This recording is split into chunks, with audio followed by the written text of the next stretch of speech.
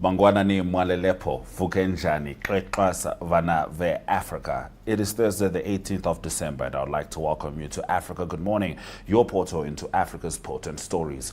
This edition begins with Africa emerging as the focal point of widened United States travel restrictions and the implications for diplomacy, travel, and economic ties.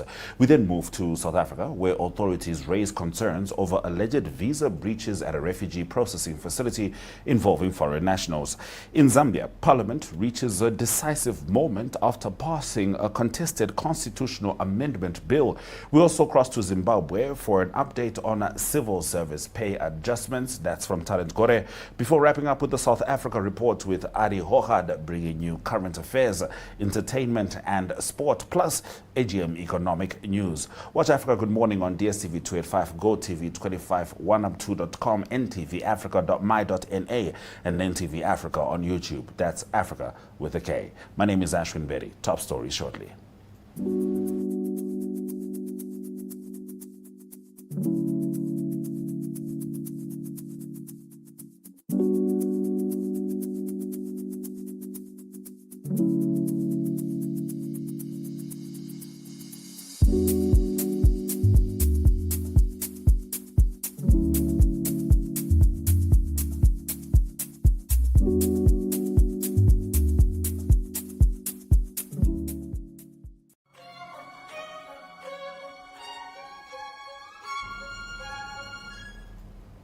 Let's get into the top stories. President Donald Trump of the United States has expanded the country's travel restrictions to 15 additional countries, most of them in Africa, a step expected to strain U.S.-Africa relations and disrupt travel, education, and business ties. Of the newly added countries, 11 are in Africa: Angola, Benin, Cote d'Ivoire, Gabon, the Gambia, Malawi, Mauritania, Nigeria, Senegal, Tanzania, Zambia, and Zimbabwe.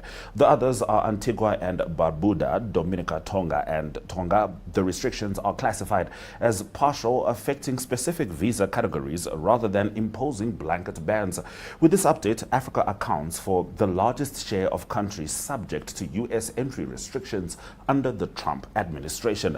The White House said the move is intended to strengthen national security through data-based, common-sense restrictions, citing deficiencies in screening, vetting, and information sharing systems. The proclamation says the measures are necessary to prevent entry of foreign nationals about whom the United States lacks sufficient information, to secure cooperation from foreign governments, enforce immigration laws, and advance foreign policy, national security, and counter-terrorism objectives across affected regions. The announcement was issued in a proclamation released by the White House. In our next story, South Africa has accused the United States of using Kenyan nationals without work permits at a center processing refugee applications by white South Africans. 7 Kenyans were arrested after intelligence reports showed they had entered South Africa on tourist visas and illegally taken up work at the facility, according to the Department of Home Affairs in South Africa. Now, the Kenyan nationals had previously been denied work visas and were found engaging in work despite holding only tourist visas, in violation of their conditions of entry. South Africa said those arrested would be deported and banned from re-entering the country for 5 years. The BBC approached the U.S. State Department for comment. The United States, while reducing overall refugee numbers, says members of South Africa's white Afrikaner community can seek asylum due to persecution, a claim rejected by South Africa's government. The U.S. has cut its annual refugee intake from 125,000 to 7,500, but says Afrikaners will be prioritized. South Africa said the raid reflected shared commitments with the United States to combat illegal immigration and visa abuse, adding that formal diplomatic engagements had begun. We move to Zambia. The Zambian parliament has adopted the widely rejected Constitution Amendment Bill 7 of 2025 after the executive secured a two-thirds majority in the National Assembly. The bill seeks to amend 13 specific clauses of the Constitution and was passed with amendments to some clauses.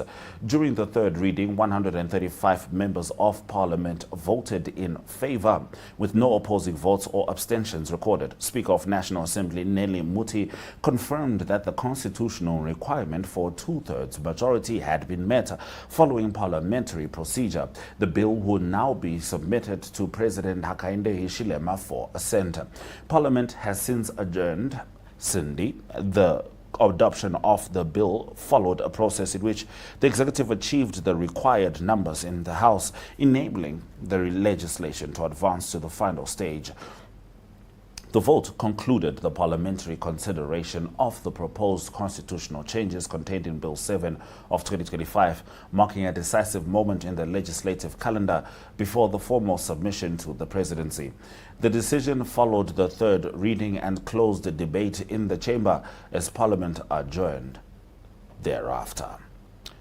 Mike Sichula delivered that story. Now, Talent Kore reports on Zimbabwe's finance minister announcing a civil servant salary increase. Here she is with more. Civil servants will soon be smiling all their way to their bank after the government said it will make another round of salaries adjustments for its workers in the first quarter of 2026. This comes as the government is expected to complete payments of staggered special presidential bonuses of $150 to members of the public service, including the uniformed forces, pensioners, and traditional leaders, which will be paid by the end of this month.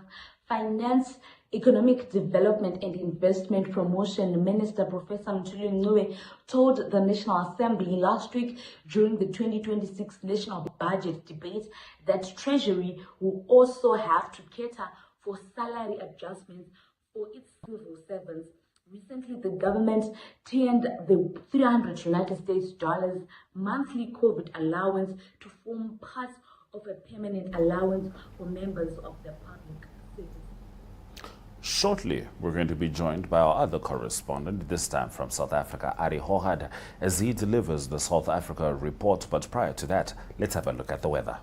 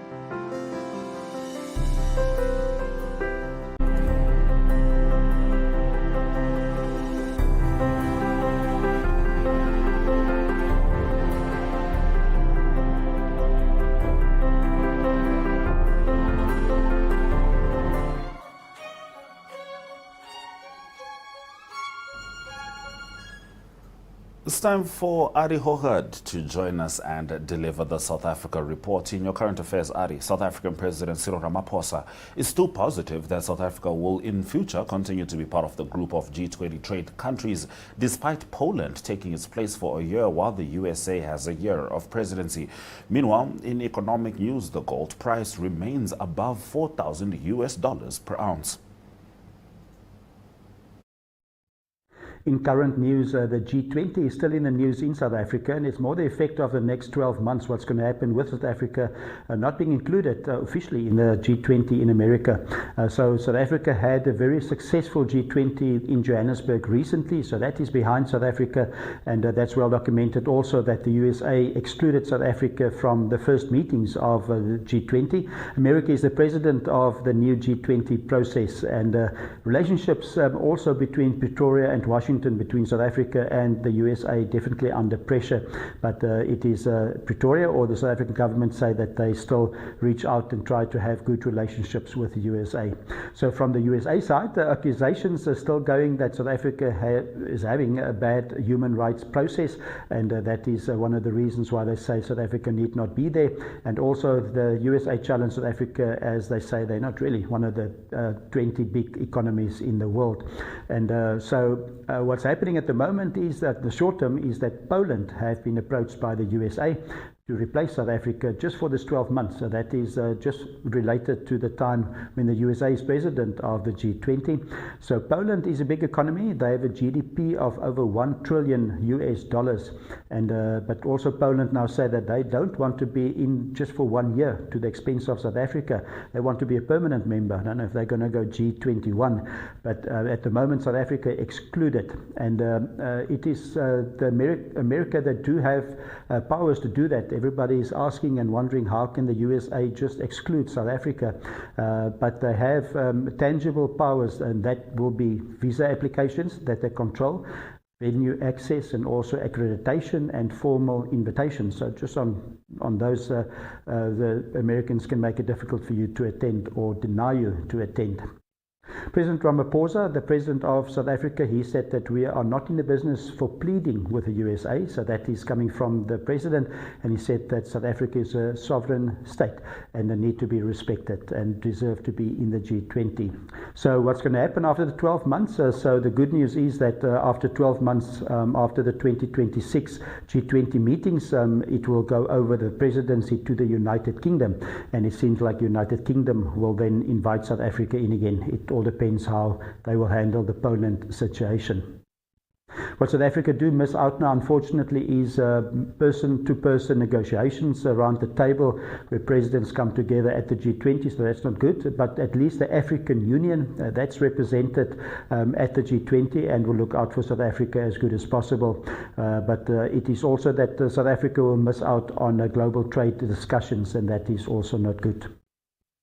Also in current news, it is the South African economy that we can quickly look at. The economy was better this year. In all the quarters there were growth, although it was sometimes just 0.5%. But still unemployment is a big challenge in South Africa.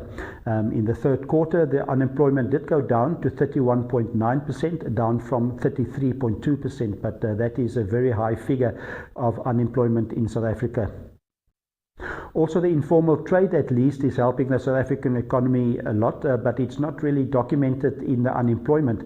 So the informal trade is a cash trade. It is cash based in South Africa. Difficult to do taxes on that, of course, as well. And the informal trade is massive in South Africa. It's worth 1 trillion South African rand annually. And so it's a big component of the economy.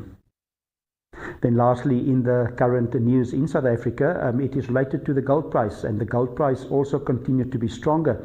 That was throughout 2025 and broke through the $4,000 mark per ounce. So that is good news for South Africa. South Africa do have lots of gold mines, and it's a big component of the South African mining industry. That will definitely help for the South African economy going forward. So that is current news at the moment in South Africa. Thank you, Ari. Now it's time to get into sport, where this coming weekend has everything you need. United Rugby Championship continues with two big South African derbies. The Sharks hosting the Bulls in Durban, and My Stormers playing the Lions in Cape Town. Yes, in sports news in South Africa, rugby is a big component this coming weekend, and it's a big component this coming weekend because it is lots of derbies. We just had the past weekend in Cape Town, we had the Cape Town Sevens that was very successful. The Springbok Sevens team winning the Cape Town Sevens made South Africa proud, and it is a South African Sevens team that defended their title successfully. Back-to-back wins for them in Cape Town. Now again at the Cape Town Stadium this coming weekend, it's a big game. It's the Stormers that will host the Lions. That is a kickoff at 3:30 on Saturday afternoon. So it's similar to the Sevens that was just completed. It's a great stadium to go and watch rugby, the Cape Town Stadium. You can see Table Mountain in the backdrop, and it is very close to the waterfront in Cape Town. So it's a unique situation. You can go to rugby like it is now at the 3:30 kickoff time. It's perfect. Watch the game, and almost by sunset you can go to the waterfront or many other areas of Cape Town and enjoy Cape Town still. Looking back at the rugby quickly as well, it is the Stormers that's unbeaten, and they have, after 6 games, they're unbeaten in the competition still. The Lions, they came off a big win against the Bulls a few weeks ago in Pretoria, and lots of Springboks that will be on the field as well. And John Dobson, the coach of the Stormers, doing a great job. So the Stormers, they top the lock on 27 league points. That's after 6 games. The Lions, they 7th on the log of the United Rugby Championship at the moment with 16 points. Another big derby is in Durban. That's the Sharks hosting the Bulls. That's a massive game as well. After 6 games, the Bulls not doing well. 8th position at the moment on 15 points. The Sharks, definitely not doing well. They've got just 8 points. They're in 14th position at the moment. They've got a strong team, and between the Sharks and the Bulls, there will be plenty of Springboks on the field. So that is a much anticipated game in Durban. So both urgently need the lock points, and the winning momentum at the moment is not with either of them in the competition. So we'll watch what happens with both of these games. It is the Durban game, it's the Sharks hosting the Bulls, and then in Cape Town, it's a nice one, the Stormers that will host the Lions. So that is sports news in South Africa. Now, in the festive season, Stellenbosch is a very popular destination with beautiful mountains and hiking trails and many world-class wine estates to sample excellent wine. I had the pleasure of checking out some of them when I was there with you in Cape Town, Ari. But do tell us more. In entertainment news, we go to Stellenbosch in Cape Town, and it is Christmas time, it's holiday time in Cape Town, and it is a great place to visit, Stellenbosch. And Cape Town obviously also a great place to visit during the holidays in the Christmas time and the New Year's time. Lots happening, and there's music, and there's restaurants, there's Table Mountain, there's the waterfront, Robben Island and Cape Point. So that's all in Cape Town. But if you just drive 50 kilometers from Cape Town, there's another great option, and it is the town called Stellenbosch. And Stellenbosch, well known for many reasons, but briefly just about the town, it is on the banks of the Eerste River, so it's very scenic and up against the Stellenbosch mountains. Lots of oak trees. They're known for oak trees in Stellenbosch. It's tree-lined, and they call Stellenbosch also the city of oaks. In Afrikaans, they call it Eikestad. So it's a scenic place, and some of those oak trees, the people say, was planted way back in the 1600s by Simon van der Stel, and the town goes back a long way. So if you visit Cape Town do have some buildings that's quite old, but if you go to Stellenbosch, you will find buildings that comes from the 1600s. So Stellenbosch was first officially formed as a town in 1679, and it's historic and known as some of the best wine regions also in the world. So there's lots of wine estates to visit around Stellenbosch. There's a variety of amazing wines. So it's red wine and white wine, some of the best wines in the world. So even in Stellenbosch itself, you've got Lanzerak. It is a wine estate that is in Stellenbosch, and if you go out the Jonkershoek Valley, then you go past Lanzerak, and it is also very historic and very old with brilliant wine. Great restaurants also there at Lanzerak. And outside of Stellenbosch, there's quite a few. I can mention a few for visitors coming for the holidays, or especially from Namibia as well. You can go to Simonsig, you can go to Blauklippen. Blauklippen is just outside Stellenbosch in the direction of Somerset West, and then there's Murati and Delheim, that is in the other direction if you go to the direction of Paarl out of Stellenbosch, and also Spier, that's close by. Beyerskloof is also very well known, and Beyerskloof is just outside Stellenbosch. If you exit Stellenbosch and drive to the N1, and so people that will visit and want to visit Beyerskloof, it's a good one to go for red wine. The reason for that, it's known for Pinotage, and Beyer Streeter, he is the well-known figure there. He's the winemaker. He knows his red wine and he knows Pinotage grapes as well. But not only is Beyerskloof great for wine, it's great for a restaurant as well. They've got a great facility, a great restaurant there looking over the mountains, and one that they do have there that you can go and visit there. You can have the red wine, but they also have a Pinotage burger. So it's a hamburger. They call it the Pinotage hamburger. So it's a unique hamburger. They make the sauce with onions and also with Pinotage, and it's a great taste. So go and have that, some good Pinotage and a Pinotage hamburger at Beyerskloof. Well, besides the great wine estates, Stellenbosch also offer great options for hiking. There's obviously lots of mountains around Stellenbosch. Jonkershoek is one of them. You can go in there and you can have hiking days, half-day, full-day hiking tours. So that is a great scenery onto Stellenbosch and the wine region as well. But also for sport, it's a great venue for sport. There's a great golf course that's called Stellenbosch Golf Club, and it's hosted many great tournaments in the past, and in February 2026, it will be Stellenbosch Golf Club that will host the South African Open. So it's historic, and it's just testimony how good the golf club is if they give the South African Open to Stellenbosch Golf Club. That is entertainment news. Do visit Cape Town. Lots to see in Cape Town, but definitely do visit Stellenbosch. You're going to need quite a few days. So that is entertainment news in South Africa. What a way to cap off the year. Thank you very much, Ari, not just for this report, but all the reports throughout 2025 on Africa. Good morning. Let's get into economic news before we say goodbye.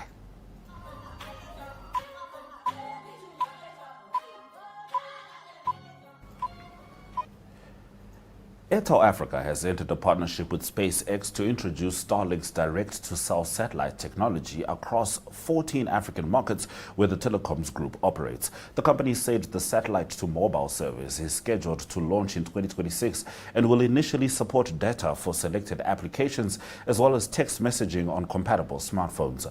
Through the agreement, Airtel Africa customers will be able to access mobile connectivity via Starlink in locations where terrestrial network coverage is unavailable.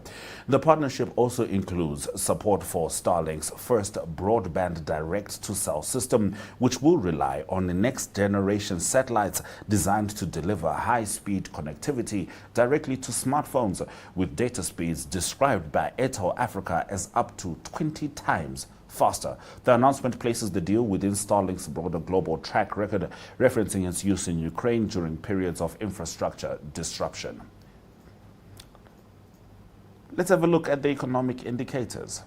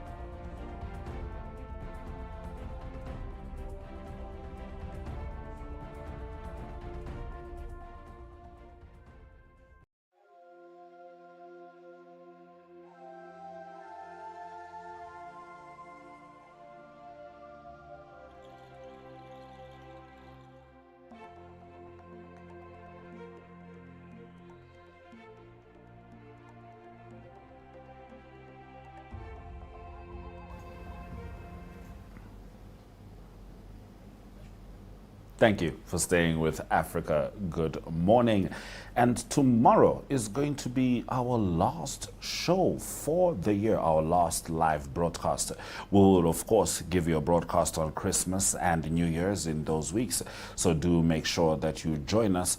But tomorrow we're going to be recapping on some of our correspondents' most potent stories of the year, a couple of my Pan-African videos of the year, as we say goodbye to a fantastic 2025 5, where we have been bringing you the top stories and headlines from across the continent. My name is Ashwin Bedi. This has been Africa Good Morning on DSTV 285, GoTV25, OneUp2.com, Network Media Hub, NTVAfrica.my.na. See you on Friday.